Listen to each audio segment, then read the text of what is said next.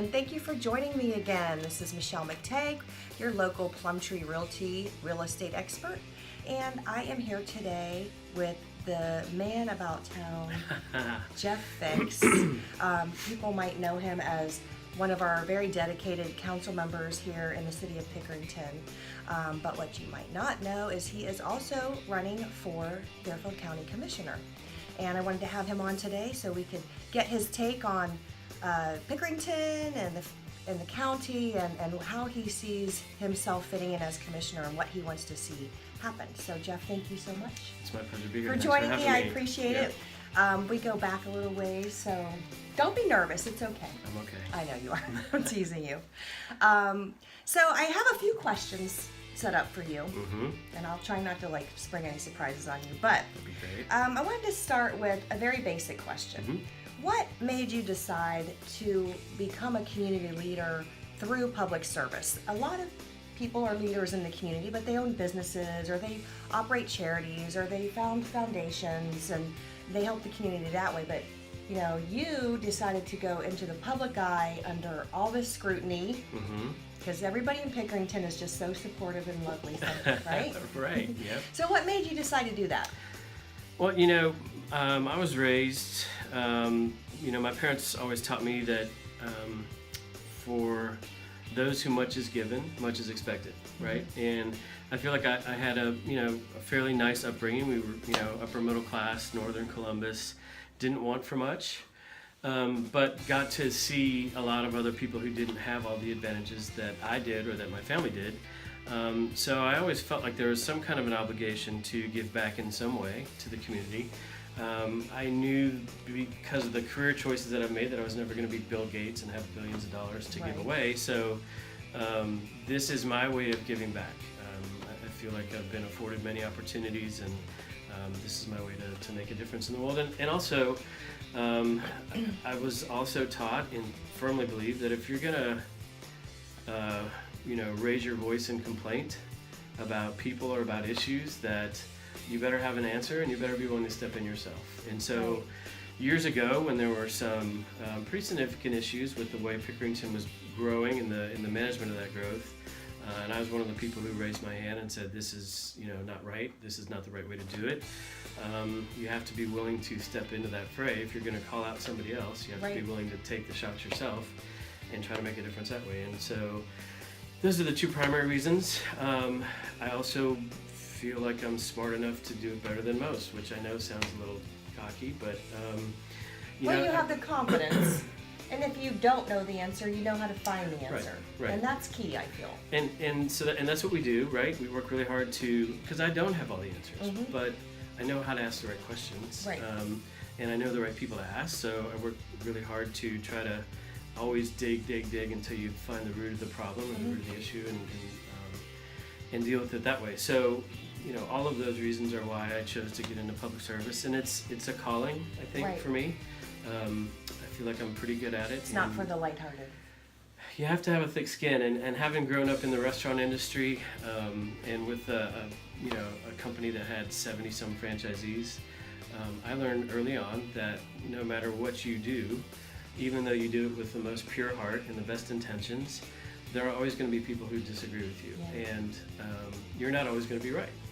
But if you continue to do things the right way, for the right reasons, then eventually you get to the right solutions, and people see that there's purity of cause there, and so they don't question your integrity.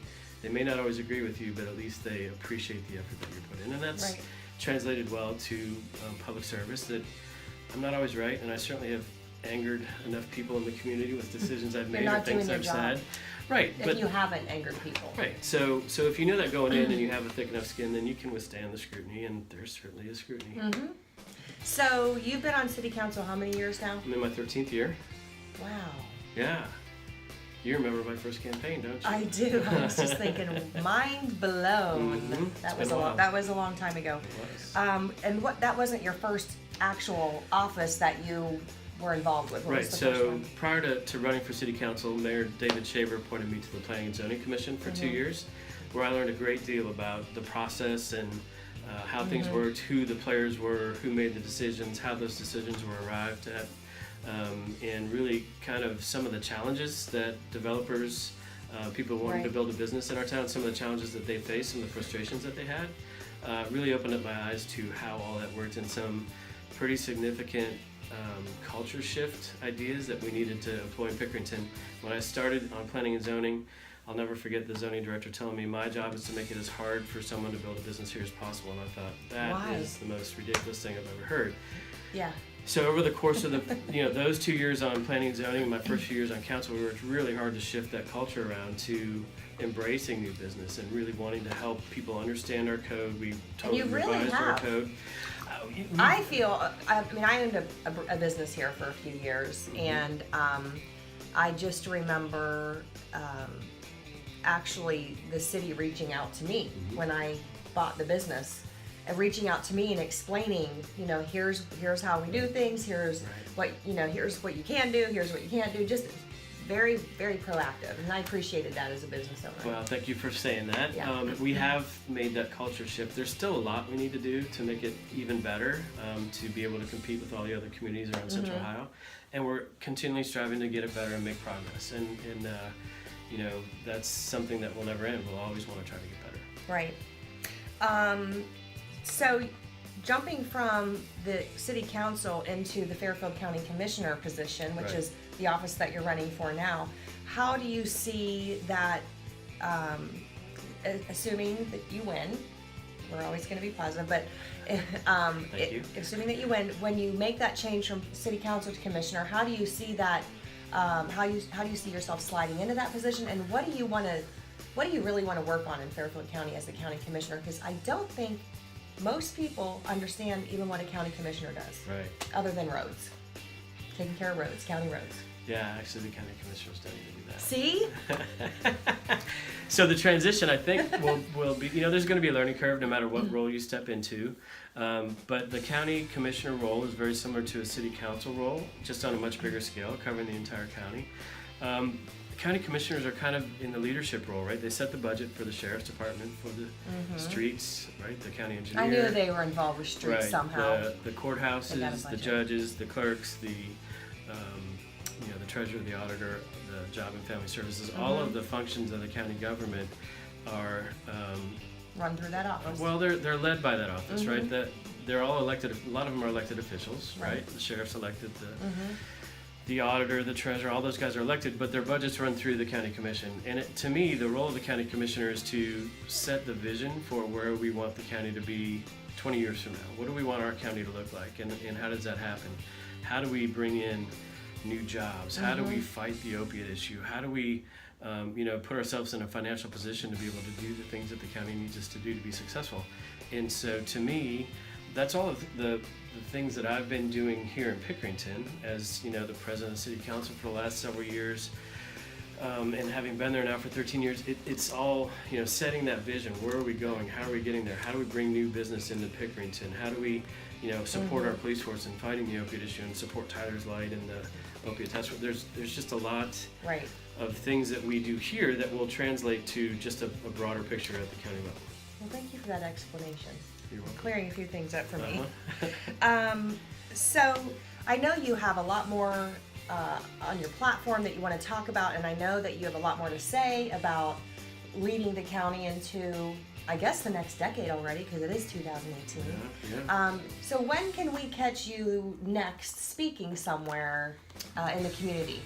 Well, I know that the Pickerington Chamber of Commerce is putting on an event on April 18th, I believe at noon. The luncheon that I they think do? it's the luncheon, yeah, that my opponent and I will have a chance to talk about our platforms and answer questions and kind of have a little bit of a debate. Right. So I'm looking forward to that. I feel really comfortable that, I understand what the challenges are that face our community, and that I've got some ideas on how to solve some of those things. Because you've been involved for so long. Because I've been involved for a while, and I've also got the support of 55 different elected officials, current and past, including a number of school board members who have served as my opponent. So I feel like there's a great deal of momentum behind my campaign, and that and I feel really, I'm kind of humbled by that and feel really blessed by that, because you put a lot of time into this and you don't get a lot of feedback, right? No, And until election day.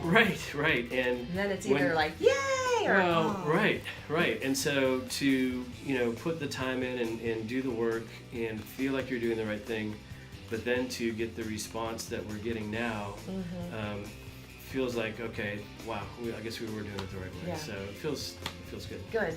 Good. Well, thank you so much for joining me. I really appreciate appreciate your having me. time. I know you're busy. So thanks for stopping by. And thank you again for joining us for an interview with one of our esteemed community members. And for all things real estate, please check out my website at parkbench.com/Pickerington. That's one. There's also teammctague.realtor is my official website. And there's Fix for Fairfield County. I was going to say, and for all things county commissioner, check out Jeff's website. Again, fixforfairfieldcounty.com. Fix for Fairfield County. Catchy, I like it. Yeah. All right. Well, thank you so much for joining us, and I will be back soon with another interview with a community member you won't want to miss.